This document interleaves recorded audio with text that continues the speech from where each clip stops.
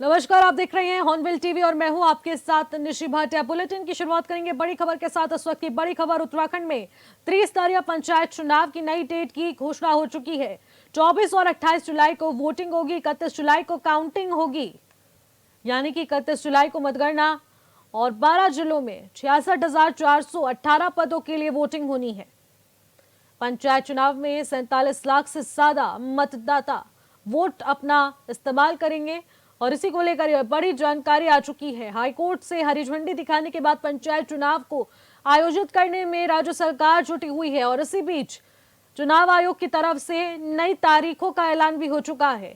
नई तारीखों के अनुसार उत्तराखंड में पंचायत चुनाव का आगाज होने जा रहा है और इसी के चलते तारीखों का ऐलान भी कर दिया गया है। 24 और 28 जुलाई को वोटिंग होगी, 31 जुलाई को मतगणना होगी, यानी कि काउंटिंग की डेट 31 जुलाई घोषित की गई है।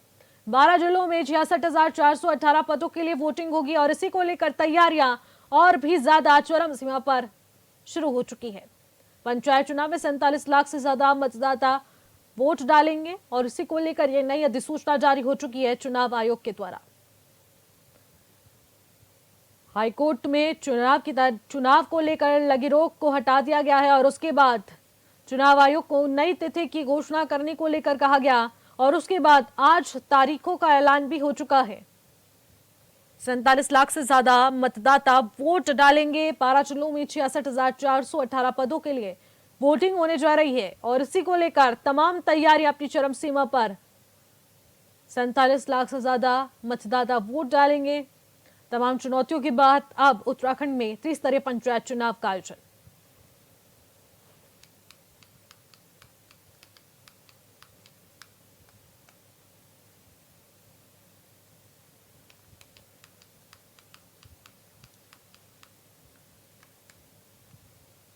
इसी खबर पर ज्यादा जानकारी के साथ हमारे संवाददाता अमित रतूड़ी भी हमारे साथ सीधे फोन लाइन के जरिए जुड़ चुके हैं। अमित, चुनाव की तारीखों का ऐलान हो चुका है और बड़े आयोजन की तैयारी में इस वक्त राज्य सरकार जुटी हुई है, क्या कुछ तैयारियां जारी हैं?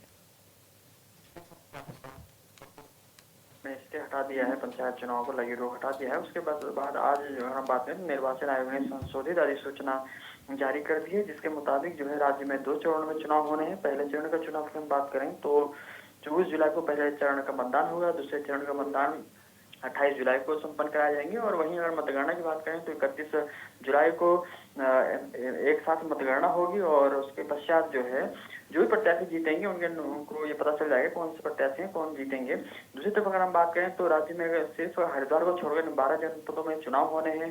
करीब जो है 47 लाख से अधिक जो मतदाता हैं वो अपने मतों का प्रयोग करेंगे, अपने मताधिकार का प्रयोग करेंगे, अपने ग्राम प्रधान या क्षेत्र पंचायत या जिला पंचायत सदस्यों को चुनने में। दूसरी तरफ अगर हम बात करें तो करीब 66,000 से जो ज्यादा जो है ये इसमें प्रत्याशी हैं। 12 जिलों में 66,000 से अधिक जो प्रत्याशी हैं ये अपने भाग्य का आजमाएंगे इस चुनाव में। जो अलग अलग पदों के लिए खड़े होंगे, अलग अलग अपनी दावेदारी पेश करेंगे। और दूसरी तरफ अगर बात करें नामांकन पत्रों की, नामांकन पत्र जो है 2 से 7 जुलाई के बीच, 2 जुलाई से 7 जुलाई के बीच नामांकन पत्रों की जो है नामांकन पत्र की बिक्री की जाएगी। उसके पश्चात नामांकन वापसी की तिथि है, जिसके पश्चात जो है जो पार्टी के जो लोग हैं, मतलब हम बात करें तो पार्टी की तरफ से जो इनको सिंबल क्योंकि प्रदान नहीं किया जाता, लेकिन जो है जिला पंचायत सदस्यों की हम बात करें वहां पर पार्टी के सिंबल दिया जाता है तो उनको सिंबल दिए जाएंगे। जी निश्चित, बिल्कुल अमित, तमाम चुनौतियों के बीच आखिरकार हरी झंडी दिखाती गई है पंचायत चुनाव को। आखिरकार कितने चरम पर ये चुनाव की तैयारियां इस वक्त जारी हैं? क्या कुछ तैयारियों में सभी पार्टियां जुटी हुई हैं? देखिए हम बात करें तो 2 चुनाव होंगे और चुनाव से पहले ही हम बात कर रहे थे कि जिस तरीके से जब राज्य निर्वाचन आयोग ने अधिसूचना जारी कर दी थी जो पहले वाली थी, उसके पश्चात चूंकि याचिका एक दायर की गई थी हाईकोर्ट में, जिसके पश्चात रोक लगा दी गई थी। लेकिन पार्टियों की बात करें तो दोनों ही पार्टियों की तरफ से तैयारी कर दी गई है। जो भी उनके समर्थित प्रत्याशी होंगे, चाहे वो ग्राम प्रधान के तरफ से हो या फिर जिला पंचायत तरफ से हो, अध्यक्ष की जिला पंचायत सदस्य की तरफ से हो, तो उनको लेकर उन्होंने तैयारी शुरू कर दी है। अपने बूथ स्तर से लेकर जो है जिला स्तर पर जो है उन्होंने इन चीजों को जो है एक तैयारियां पूरी तरीके से तेज कर दी हैं। अगर हम जहां भाजपा की बात करें तो भारतीय जनता पार्टी विकास के मुद्दे को लेकर राज्य सरकार और केंद्र सरकार के जो गरीब कल्याण की योजना है उनको लेकर जनता के बीच जाएंगे, उनके प्रत्याशी जाएंगे। दूसरी तरफ कांग्रेस जो पार्टी है उनके जो समर्थित प्रत्याशी होंगे या कांग्रेस पार्टी के जो वहां पे पर्यवेक्षक होंगे या जो प्रभारी होंगे, वो भारतीय जनता पार्टी के द्वारा किस तरीके से जो है महिला अपराध की बात वो कर रहे हैं, चाहे वो बेरोजगारी की बात कर रहे हैं या फिर अन्य जो चीजों को लेकर बात करें, तो इन सभी चीजों का मुद्दा इस चुनाव में भी देखने को मिलेगा। क्योंकि पंचायत चुनाव जो है ग्रामीण स्तर पर होता है, लेकिन कहीं ना कहीं इसमें पार्टी का जो है इसमें सिंबल भले ना मिलता हो, सिर्फ जिला पंचायत में मिलता है, बाकी अन्य चीजों पर नहीं मिलता। लेकिन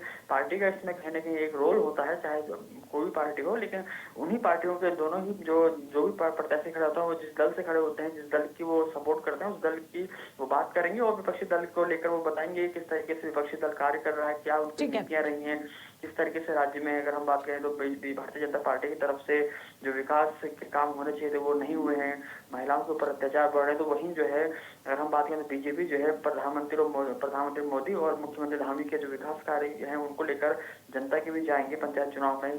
गरीब कल्याण की वो बात करेंगे, गरीबों के लिए क्या योजनाएं बनाई गई हैं मुख्यमंत्री के, अगर हम बात करें तो मुख्यमंत्री स्वावलंबन योजना की बात करें, मुख्यमंत्री महिला स्वरोजगार योजना की बात करें, तमाम सारी योजनाएं जिनको लेकर जो भी प्रत्याशी होंगे वो अपने अपने क्षेत्रों में जाएंगे, अपने अपने क्षेत्र में वो जो है तैयारी करेंगे। तैयारियों को लेकर चूंकि जिस तरीके से अब संशोधित अधिसूचना जारी कर दी गई, तो इसको लेकर अब जो है राजनीतिक सरगर्मी में पूरी तरीके से तेज हो जाएंगी राजनीतियां। अगर हम बात करें तो चुनावी प्रक्रिया भी पूरी तरीके से जो है क्षेत्र में हम बात करें, क्षेत्र पंचायत की हम बात करें या फिर ग्राम पंचायत की बात करें, तो वहां पर जो प्रत्याशी होंगे उनके बीच अब पूरी तरीके से चुनावी सरगर्मी तेज होती हुई नजर आएंगे।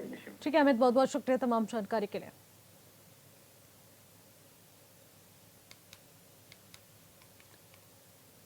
और इसी बीच एक और बड़ी खबर आ रही है। बड़ी खबर का रुख करेंगे उत्तरकाशी से। बड़ी खबर है गंगोत्री राष्ट्रीय राजमार्ग पर घंटों यहां पर मार्ग बाधित रहा है और बता दें कि नेताला, लालटांग और साथ ही साथ हेलकोगाड़ में यातायात अब सुचारू हो चुका है। नेताला, बिशनपुर और लालटांग साथ ही साथ हेलकोगाड़ में अब भूस्खलन हुआ था, जिसको लेकर लगातार यहां पर यातायात सुचारू करने के लिए तमाम टीमें यहां पर मौजूद रही, जिन्होंने रास्तों को पूरी तरह से खोलने के प्रयास करे। जेसीबी की मदद से यात्रा मार्ग को यहां पर सुरक्षित रूप से खोलने को लेकर तमाम प्रयास किए। रास्ते से मलबा हटाने का यहां पर कार्य किया गया और तुरंत इन मार्गों को यात्रियों के लिए खोल दिया गया है, क्योंकि यहां से केदारनाथ धाम जाने के लिए यात्रियों को तमाम समस्याओं का सामना करना पड़ रहा था और उसी के चलते इन यात्रा मार्गों को एक बार फिर से सुचारू कर दिया गया है।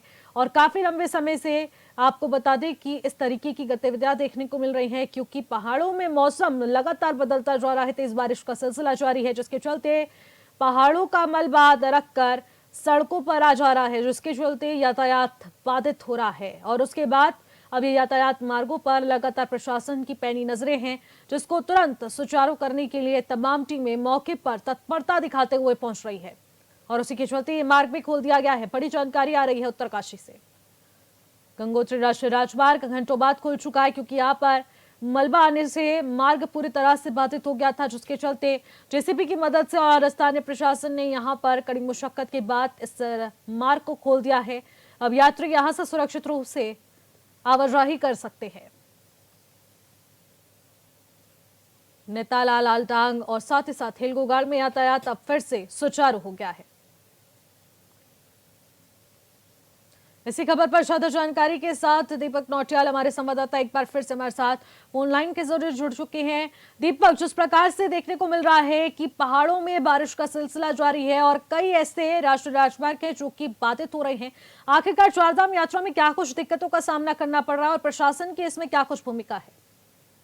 जी बिल्कुल, आपको बता दूं कि कल उत्तरकाशी में कल रात से हुई भयंकर बारिश के कारण से जो गंगोत्री जो राष्ट्रीय राजमार्ग है जगह जगह से जो है ब्लॉक हो गया था, जिसको खोलने के लिए जो कल रात से जो है कार्रवाई जारी थी। बीआरओ और जो स्थानीय प्रशासन है लगातार जो है मार्ग खोलने में लगा हुआ था, लेकिन आज जो है आज अभी थोड़ी देर पहले जो गंगोत्री राष्ट्रीय राजमार्ग पूर्ण रूप से खुल गया और जो यात्री है लगातार उनकी आवाजाही शुरू हो गई है। साथ ही साथ आपको बता दूं कि जनपद उत्तरकाशी के गंगोत्री धाम से जो है बड़ी मात्रा में यात्री जो कांवड़ यात्री आ रहे हैं और कांवड़ियों को जो है यहाँ पे आना शुरू हो गया। आज बड़ी मात्रा में जो कांवड़ जो कि रास्ते में फंसे हुए थे तो वो भी जो है गंगोत्री धाम के लिए जाना शुरू हो गए हैं। और साथ ही साथ आपको बता दूं कि जो उत्तरकाशी के जिलाधिकारी है वो कल रात को जो है गंगोत्री में ही थे, उन्हीं किसी कारण से जो है ये मार्ग जो है तीव्र गति से खोला गया। फिलहाल जो है अपडेट है कि मार्ग जो पूर्ण रूप से खुल चुका है, यातायात जो है सुचारू हो गया, यात्री चलना प्रारंभ हुए। बिल्कुल दीपक, अगर मौसम विभाग के पूर्वानुमान की बात की जाए तो किन किन इलाकों में अभी फिलहाल सतर्कता बरतने की बेहद जरूरत है? जी बिल्कुल, क्योंकि उत्तरकाशी जनपद में मौसम विभाग ने पहले ही अलर्ट जारी किया था कि यहाँ पे जो गरज के साथ जो भयंकर बारिश हो सकती है, उसके कारण से जो यात्री है उनको दिक्कतें हो सकती है। या यात्रियों के लिए एडवाइजरी भी जारी करी थी कि आप जो यात्री जो है जब यात्रा कर रहे हो तो मौसम के अनुसार जो यात्रा करिए। तो फिलहाल अभी फिलहाल बात की जाए तो उत्तरकाशी जनपद में हल्के बादल लगे, बारिश तो नहीं हो रही लेकिन बादल लगे हुए। गंगोत्री अमृत धाम में भी इस समय मौसम साफ है, समय जो यात्रा बिल्कुल जो सुचारू रूप से चल रही है। जी ठीक है दीपक, बहुत बहुत शुक्रिया तमाम जानकारी के लिए। खबरों पर नजर बनाए रखेगा। उत्तराखंड में मौसम विभाग ने 2 दिनों के लिए फिर अलर्ट जारी कर दिया है, जिसे लेकर राज्य के मुख्य पुष्कर सिंह धामी ने राज्यवासियों से अपील की है। मौसम विभाग ने 28 और 29 जून को पहाड़ी और कुछ मैदानी क्षेत्रों में अगले 24 घंटे में भारी वर्षा की संभावना जताई है और राज्य में 3 दिनों से लगातार बारिश हो रही है, जिसकी वजह से नदी नालों में उफान है और कई जिलों में भारी नुकसान भी पहुंच रहा है। चारधाम यात्रा मार्गों पर कई तरह से जगह जगह पर भूस्खलन की स्थिति देखने को मिल रही है, जिससे मार्ग अभी तक बाधित है। राज्य के बता दें 4 जिलों की तस्वीरें अब हम आपको दिखा रहे हैं, जहां पर रुद्रप्रयाग में बद्रीनाथ हाईवे पर भूस्खलन हुआ है, तो उत्तरकाशी में गंगोत्री मार्ग कई जगहों पर मलबा आने से बंद हो गया। चमोली के नंदप्रयाग की अगर बात की जाए तो नाले में उफान की वजह से पासी के एक गांव में पानी घुस गया और मलबा में बता दें कि कई परिवार दबे हैं और इसी के साथ कई गौशालाएं भी इसकी चपेट में आई। बैल और 2 बकरी की इस दौरान मौत हो चुकी है। इधर चंपावत की अगर बात कर ली जाए तो मूसलाधार बारिश की वजह से सरयू नदी का जलस्तर भी लगातार बढ़ चुका है, जिसकी वजह से पंचेश्वर मंदिर मार्ग पूरी तरह से बह गया है और इन सब के बीच मौसम विभाग ने कई जिलों में भारी बारिश की बात कही है। लिहाजा राज्य के मुखिया पुष्कर सिंह धामी भी प्रदेशवासियों से अपील कर रहे हैं। चमोली चंपावत की तस्वीरें हम आपको दिखा रहे हैं। लगातार प्रशासन की तरफ से भी अलर्ट रहने को निर्देश जारी किए जा रहे हैं, तो दूसरी तरफ राज्य के मुखिया भी पुष्कर सिंह धामी इस बात को लेकर सभी राज्यवासियों और बाहर से आने वाले यात्रियों से अपील कर रहे हैं कि अनावश्यक यात्राओं के लिए ना पहुंचें और जिनके रजिस्ट्रेशन हो चुके हैं वही लोग आए, लेकिन फिर भी सतर्कता बरतनी बहुत ज्यादा जरूरी है। रुद्रप्रयाग, उत्तरकाशी, चमोली और तमाम क्षेत्रों की तस्वीरें लगातार हम आपको टीवी स्क्रीन के माध्यम से दिखा रहे हैं कि आखिरकार किस प्रकार की स्थिति इस वक्त उत्तराखंड में बनी हुई है।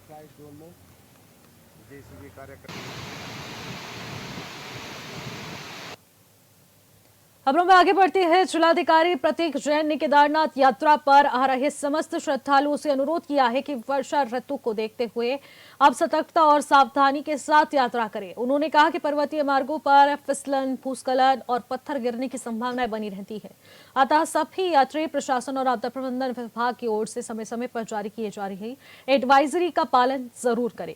जिलाधिकारी ने विशेष रूप से सभी यात्रियों से अपील की है कि वो अपने वाहनों की गति धीमी रखें और किसी भी स्थिति में लापरवाही बिल्कुल ना बरतें। वाहन चालकों को, सभी यात्रियों को भी मैं सबसे अनुरोध करना चाहूंगा कि अभी वर्षा ऋतु भी स्टार्ट हो गई है, बारिश का समय है और पहाड़ी क्षेत्र में अक्सर लैंडस्लाइड भी होती रहती है, बोल्डर्स गिरते रहते हैं और बहुत यात्रा का ट्रैफिक भी रहता है। तो ऐसे समय पे आप अपने वाहन की गति को कंट्रोल में करके ही यात्रा के लिए जाएं, यात्रा के लिए प्रस्थान करें। और मैं सभी से अनुरोध करूंगा कि ड्राइवर्स को भी भरपूर रेस्ट दें, उसके बाद ही अपने व्हीकल्स को रोड पे अप्लाई करें। अगर ड्राइवर्स प्रॉपरली रेस्टेड हैं और वाहन की गति ज़्यादा तेज नहीं है तो यात्रियों की तरफ से भी और वाहन चालकों की तरफ से भी ऐसा संभव होगा कि उनकी तरफ से भी अच्छे प्रिकॉशनरी स्टेप्स लिए जाएं सो दैट एक्सीडेंट हम किसी ना किसी तरह से, हर तरह से अवॉइड कर सकें। तो मैं प्रशासन से भी, मेरी पूरी टीम से को मैंने निर्देश दिए हैं कि जो भी हमारी तरफ से हो सकता है, चाहे वो क्रैश बैरियर्स हों, चाहे पैराफिट्स हों, चाहे और एडिशनल प्रिकॉशंस हों, कई जगह पे हम रंबल स्ट्रिप्स भी लगाएंगे जिससे वाहनों की गति थोड़ी धीरे हो सके। पहाड़ों में लगातार हो रही मूसलाधार बारिश ने चंपावत जिले में बहने वाली सरयू नदी उफान पर आ चुकी है। सरयू नदी के उफान में आने से पंचेश्वर पिथौरागढ़ जिले में स्थित पंचेश्वर महादेव मंदिर को जाने वाला मार्ग पूरी तरह से बह गया है, जिस कारण चंपावत जिले में श्रद्धालु महादेव के दर्शनों को नहीं जा पा रहे हैं। कई गांव की आवाजाही बाधित हो चुकी है। पंचेश्वर क्षेत्र के सामाजिक कार्यकर्ता ओंकार धोनी ने बताया है कि यहाँ पिथौरागढ़ जिला प्रशासन की बड़ी लापरवाही नजर आई है। 1 साल पहले आपदा में ये मार्ग बह गया था, ग्रामीणों ने किसी तरह से अस्थायी मार्ग बनवाया था और पिथौरागढ़ जिला प्रशासन के द्वारा कोई कार्रवाई इस पर नहीं की गई, जिस कारण लोगों ने यहाँ पर कई बार विरोध भी किया और इसको लेकर अब फिर एक बार ग्रामीणों में आक्रोश देखने को मिल रहा है। ओंकार थोनी और क्षेत्रवासियों ने चंपावत जिला प्रशासन से पिथौरागढ़ प्रशासन से बातचीत कर मार्ग सुचारू करने की मांग की है। चंपावत के रामेश्वर और घाट के सरयू नदी प्रचंड वेग में यहां पर इस वक्त बह रही है। सरयू के उफान में आने से सोमेश्वर और साथ ही साथ रामेश्वर में लोग यहां पर जिस तरीके से कह रहे हैं कि शव दाह करने के लिए काफी दिक्कतों का सामना लोगों को करना पड़ रहा है। पंचेश्वर महादेव मंदिर को है।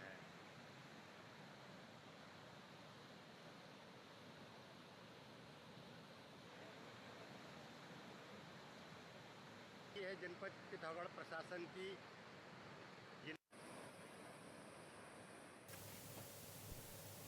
देहरादून में all India oil sector meet कार्यक्रम का आयोजन किया गया, जिसमें प्रदेश के मुख्य पुष्कर सिंह धामी ने शिरकत की। इस मौके पर कार्यक्रम में राज्य के विकास से जुड़ी एक डॉक्यूमेंट्री भी दिखाई गई। वहीं कार्यक्रम को संबोधित करते हुए सीएम धामी ने कहा कि पीएम मोदी के नेतृत्व में उज्ज्वला गैस योजना ने पूरे प्रदेश में एक क्रांति कर दी है और मातृशक्ति को यहाँ पर धुएं से मुक्त कर दिया गया है।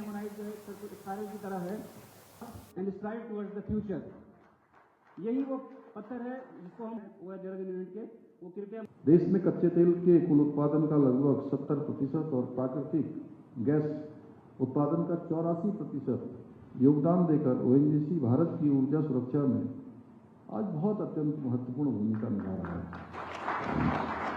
इतना ही नहीं, आज ओएनजीसी विदेश शाखा द्वारा विश्व के अनेक देशों में तेल एवं गैस ब्लॉक्स का अधिग्रहण किया गया है, जिससे भारत की वैश्विक ऊर्जा पहुंच और रणनीतिक भागीदारी को मजबूती मिली है। और हमारे प्रधानमंत्री श्री नरेंद्र मोदी जी के देश के प्रधानमंत्री बनने के बाद हमारी हर क्षेत्र में साख बढ़ी है, वैश्विक पहचान बढ़ी है, पूरी दुनिया के अंदर हमारी स्वीकारता बढ़ी है। उसी प्रकार तेल के क्षेत्र में भी, प्राकृतिक गैस के क्षेत्र में भी दुनिया के अंदर हमारी भागीदारी बढ़ी है। साथियों, प्रधानमंत्री जी ने आत्मनिर्भर और विकसित भारत का संकल्प हम सबके सामने रखा है। निश्चित रूप से हम सभी लोग अपने अपने क्षेत्रों में काम करने वाले बहुत ही महत्वपूर्ण व्यक्तित्व हैं, महत्वपूर्ण प्रतिनिधि हैं।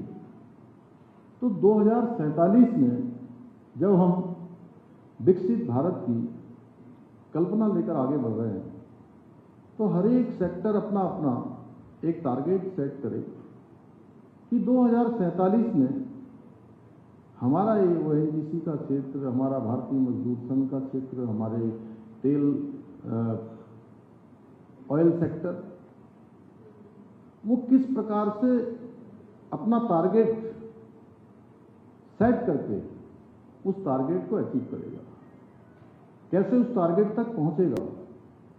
तो अगर हर एक सेक्टर, मैं केवल तेल सेक्टर की बात नहीं कर रहा हूं, तेल सेक्टर के अतिरिक्त भी अगर हम कहते हैं कि प्रधानमंत्री जी के नेतृत्व में हमने संकल्प लिया है कि विकसित भारत बनेगा। विकसित भारत कब बनेगा साथियों? विकसित भारत तब बनेगा जब भारत का प्रत्येक राज्य विकसित होगा, और प्रत्येक राज्य तब विकसित होगा जब उस राज्य का हर एक जनपद विकसित होगा, और हर एक जनपद तब विकसित होगा जब उस राज्य की प्रत्येक तहसील, प्रत्येक विकासखंड और प्रत्येक ग्राम पंचायतें विकसित हो जाएंगी। तो इस प्रकार का एक टारगेट कि आखिर विकसित होगा तो उस समय में कैसे होंगे, स्कूल कैसे होंगे, वहाँ के अस्पताल कैसे होंगे, वहाँ की सड़कें कैसी होंगी, वहाँ बिजली की व्यवस्था कैसी होगी। और इस तेल के क्षेत्र में हम जो अनुसंधान कर रहे हैं, रिसर्च कर रहे हैं, साइंस एंड टेक्नोलॉजी का हम उपयोग कर रहे हैं, तो हमारा उस समय का स्तर क्या होगा, उस समय हमारी वर्किंग स्ट्रेटजी कैसी होगी, वर्किंग स्टाइल कैसा होगा, वर्किंग कल्चर कैसा होगा, वर्क कल्चर कैसा होगा। उस समय हम किस प्रकार से टेक्नोलॉजी को यूज करके चीज़ों को आसान बना रहे होंगे। तो एक लक्ष्य लेकर अगर हम आगे बढ़ेंगे तो मैं समझता हूं कि हम इस क्षेत्र में भी जो है आत्मनिर्भर बन जाएंगे, विकसित भारत के संकल्प को पूरा करने में अपना योगदान देंगे। और ये सेक्टर पिछले एक दशक से ऑयल और प्राकृतिक गैस का, इसमें अनेक कार्य अभूतपूर्व रूप से हुए हैं आज वन नेशन वन ग्रिड के अंतर्गत राष्ट्रीय गैस पाइपलाइन नेटवर्क का विस्तार किया जा रहा है। आज जहां एक और देश में गैस आधारित अर्थव्यवस्था को बढ़ावा देने के लिए उसका विस्तार किया जा रहा है, वहीं सिटी गैस डिस्ट्रीब्यूशन नेटवर्क को लगातार डेवलप किया जा रहा है, उसको विस्तार दिया जा रहा है। वहीं सतत योजना के अंतर्गत बायो सीएनजी प्लांट स्थापित किए जा रहे हैं। इसके साथ ही प्रधानमंत्री जी के द्वारा उज्ज्वला गैस योजना ने तो पूरे देश के अंदर एक क्रांति कर दी और हमारी माताएं बहनें उनको धुएं से मुक्ति दिलाने का काम है। मातृशक्ति को धुएं से मुक्ति मिली है। इतना ही नहीं, तेल उत्पादन एवं खोज को प्रोत्साहन देने के लिए 2016 में हेल्थ नीति लागू की गई। आज प्रधानमंत्री जी के नेतृत्व में यही नहीं, भारत ने कई देशों में तेल एवं प्राकृतिक क्षेत्र में भी निवेश एवं रणनीतिक रूप से